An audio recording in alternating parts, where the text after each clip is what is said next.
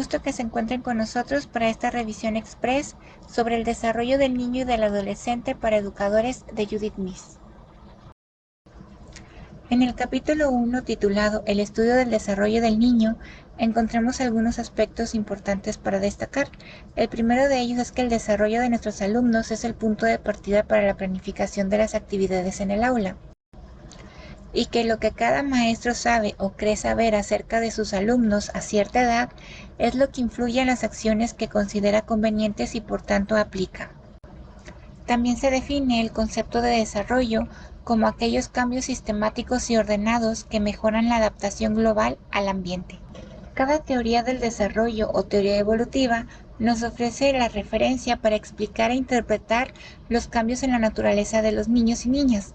Son construcciones humanas que reflejan situación, lugar y tiempo determinados y que están abiertos a otras concepciones, entre las que encontramos las biológicas, psicoanalíticas, conductuales, cognitivas y contextuales. Sintetizándolas, podemos decir que en las teorías biológicas se supone la existencia de un programa biológico u orgánico detrás de todos los cambios que le ocurren al ser humano. Las teorías psicoanalíticas están centradas en los cambios del yo y la personalidad. Para estas, el ser humano se desarrolla con base en impulsos, necesidades y conflictos que ocurren a lo largo de las distintas etapas de la vida. Las teorías conductuales consideran que el ambiente y sus estímulos determinan las respuestas o reacciones de los individuos, de manera que se establece que el niño logra aprender a través de la observación y la imitación, de modo que el adulto debe aplicar principios de condicionamiento mediante el reforzamiento y la extinción, como pueden ser premios y castigos. Las teorías cognitivas consideran que el aprendizaje ocurre en la interacción entre las habilidades de los niños y sus experiencias ambientales. Por ejemplo, en la teoría del desarrollo cognitivo, los niños pasan por una secuencia invariable de etapas con maneras diferentes de organizar la información y conocer el mundo en medida que avanzan en ellas, esto de acuerdo a Piaget. En la teoría del procesamiento de información se determina que hay pasos exactos para las funciones mentales. Aquí se hace la comparación del cerebro humano como un procesador activo de los estímulos. Por último, en las teorías del aprendizaje social o social cognitiva, los niños construyen representaciones mentales de su mundo social en su interacción con el ambiente. De las teorías contextuales se desprende la sociocultural, en la que considera que los niños poseen funciones mentales básicas como la percepción, memoria, atención y lenguaje, que se transforman en superiores con mayor complejidad, vistas en la comprensión, comparación, el análisis y la síntesis, esto a través de la interacción. Respecto a las ecológicas, el desarrollo está integrado a contextos múltiples que van desde ambientes cercanos a lejanos del alumno. En el capítulo 2, llamado El desarrollo físico, encontramos que los procesos de desarrollo humano empiezan en el momento mismo de la concepción, y que el periodo entre la concepción y el parto recibe el nombre de desarrollo prenatal. Los genes y los cromosomas son las estructuras básicas de la vida humana. Los rasgos o características que vaya a tener la persona son determinadas por los genes dominantes en la combinación de ambos padres, pero algunas veces pueden provenir de la combinación de genes recesivos. Son 3 las etapas del desarrollo prenatal. La primera es el periodo germinal, en donde el óvulo fertilizado se adhiere a la pared uterina, que ocurre entre las 0 a 2 semanas. En el periodo embrionario, ocurrido de las 2 a las 8 semanas, se forman todas las estructuras orgánicas, pero es vulnerable a agentes ambientales. El periodo fetal, ocurrido de la 8ª semana al nacimiento, se ve determinado por el aumento del tamaño y peso del feto hasta alcanzar las dimensiones que hacen viable su nacimiento. Cuestiones como el tabaco, el alcohol, las drogas, la radiación y algunas enfermedades son los agentes o condiciones ambientales peligrosas que pueden afectar el desarrollo prenatal. El sistema nervioso central consta del cerebro, la médula espinal y los nervios. Está formado por las neuronas que se comunican a través de los neurotransmisores. Las percepciones en los sentidos se transmiten a través de los impulsos nerviosos hacia el cerebro, donde se interpreta y registra. Es entonces cuando puede enviarse o no una respuesta. Referente al cerebro, este consta de dos hemisferios que empiezan a especializarse a través de un proceso denominado lateralización. El hemisferio izquierdo controla principalmente los procesos del lenguaje y el lado derecho del cuerpo. En cambio, el hemisferio derecho se encarga de las señales visuales, la ubicación espacial y el lado izquierdo. Retomando algunos conceptos importantes del capítulo, vemos que el desarrollo motor es la capacidad creciente de desplazarse y de controlar los movimientos corporales. Estos se adquieren primero por las habilidades motoras gruesas, que son los movimientos de la cabeza, las piernas y los brazos. Después, las habilidades motoras finas, que evolucionan en los años preescolares. El juego es el medio más eficaz para poder avanzar en la adquisición de ambos tipos de habilidades motoras. Situaciones como los trastornos, las adicciones, los accidentes y la violencia son aquellos obstáculos que se interponen en el desarrollo óptimo de los niños. En el capítulo 3, Desarrollo cognitivo, las teorías de Piaget y Vygotsky, encontramos que éstas sientan sus bases en los enfoques constructivistas, en las que se afirma que el niño debe formarse su propio conocimiento del mundo donde vive y los adultos orientan en este proceso al ofrecerle una estructura y apoyo. De forma más particular para Jean Piaget, el niño posee esquemas sobre su conocimiento del mundo. Esa adaptación se realiza mediante dos procesos. La primera es la asimilación, que refiere a donde el pequeño moldea la información para que se ajuste a sus esquemas actuales. Y enseguida está la acomodación, donde éste modifica su esquema para llegar de nuevo a un estado de equilibrio. Continuando con el autor de la teoría del desarrollo cognitivo, mencionaremos algunas de las características de las distintas etapas. La primera de ellas es la sensoriomotora, que ocurre desde el nacimiento hasta los 2 años. En esta se detecta al niño como activo. Se establece la coordinación entre las percepciones y los movimientos. Además, el pensamiento está orientado a los medios y los fines. En la etapa preoperacional se destaca la intuición. Ocurre de los 2 a los 7 años. En esta se pueden usar símbolos, palabras para pensar y la solución de problemas de manera intuitiva. Está limitado por la rigidez, el egocentrismo y la centralización. Como penúltima etapa están las operaciones concretas, en la que se destaca lo práctico. Ocurre de los 7 a los 11 años. En esta se aprende seriación, clasificación y conservación. El pensamiento se liga a los objetos del mundo real. Por último, entran las operaciones formales, sucedidas de los 11 años en adelante. Aquí se destaca la reflexión, donde ya se utilizan conceptos, además de razonamiento científico. Las aportaciones más destacadas de Piaget a la educación consisten en la descripción que da del desarrollo cognitivo del niño de acuerdo a su edad. También en la inspiración de programas de estudio con las características siguientes: la construcción activa del conocimiento por el niño, el apoyo de los docentes para que estos puedan aprender a aprender, las actividades adecuadas de acuerdo a las etapas del desarrollo y el énfasis de la interacción con sus compañeros y maestros. Enfocándonos a las aportaciones de Vygotsky, este subraya que las funciones cognitivas elementales del niño se transforman en actividades de orden superior, esto con ayuda de las interacciones que tiene con adultos y compañeros más conocedores a través de la internalización, concepto que refiere a construir una representación interna, es decir, cognitiva, de las acciones físicas o las operaciones mentales. Otra de las ideas que destaca es que el lenguaje es la herramienta psicológica que más influye en el desarrollo cognitivo del niño y se encuentra en 3 etapas. La primera es el habla social, que tiene un propósito comunicativo. Enseguida, el habla egocéntrica, para regular el propio pensamiento. Y después, el habla interna, que le permite dirigir su pensamiento y acciones. Uno de los conceptos más destacados del autor es el desarrollo próximo, que se designa a la diferencia que hay entre lo que el niño puede hacer por sí mismo, sin apoyo, y lo que puede lograr en interacción con un experto. El capítulo 4 trata sobre el desarrollo cognitivo, las teorías del procesamiento de información y las teorías de la inteligencia.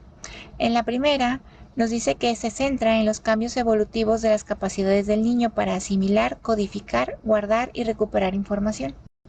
En la teoría mencionada se destacan 3 conceptos. El primero es la atención, que refiere a un proceso de percibir o extraer lo relevante al resolver una situación o una tarea. Al evolucionar se realizan distinciones cada vez más precisas en la interacción con la realidad. Después, en la memoria, este es un proceso que evoluciona con la edad. Puede ser de reconocimiento a partir de un estímulo o de recuerdo cuando no existen estímulos. Es una herramienta que permite otros procesos, entre ellos la clasificación, la comparación o la síntesis. También nos menciona la metacognición, que es el conocimiento y la comprensión sobre los procesos del propio pensamiento, misma que nos permite mejorar las estrategias para obtener información, desarrollar capacidades y realizar procedimientos. Esto porque promueve la reflexión. Las teorías de la inteligencia se centran en las diferencias individuales de las habilidades cognitivas del niño dentro de los distintos grupos de edad. El coeficiente de inteligencia está representado por las iniciales IQ, que implica la capacidad del niño para utilizar la información en formas nuevas. Puede medirse a través de pruebas estandarizadas.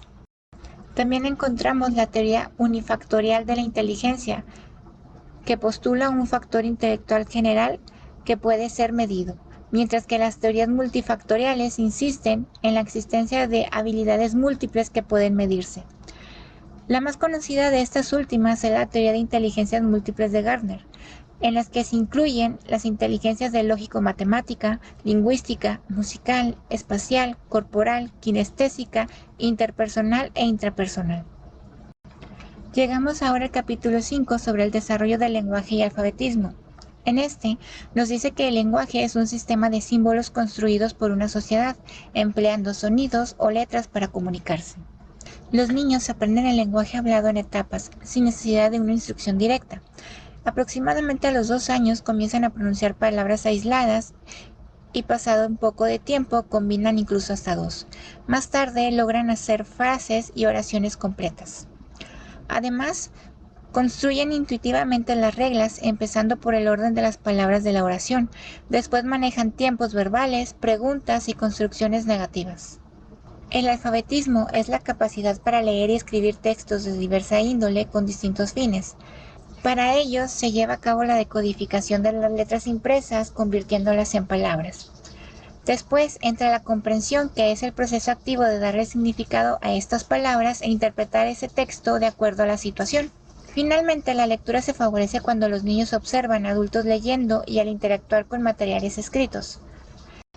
No dejemos de lado el concepto de escribir, que es componer. Aquí se incluye la necesidad de planear, hacer borradores, revisarlos, corregirlos y finalmente publicarlos. En el capítulo 6 sobre el desarrollo personal, social y moral, la primera teoría a considerar es la del desarrollo personal de Erikson, que se basa en la contraposición de dos sentidos de acuerdo a la situación que haya vivido el niño en esa etapa. Las ocurren desde los 0 años hasta la adultez tardía.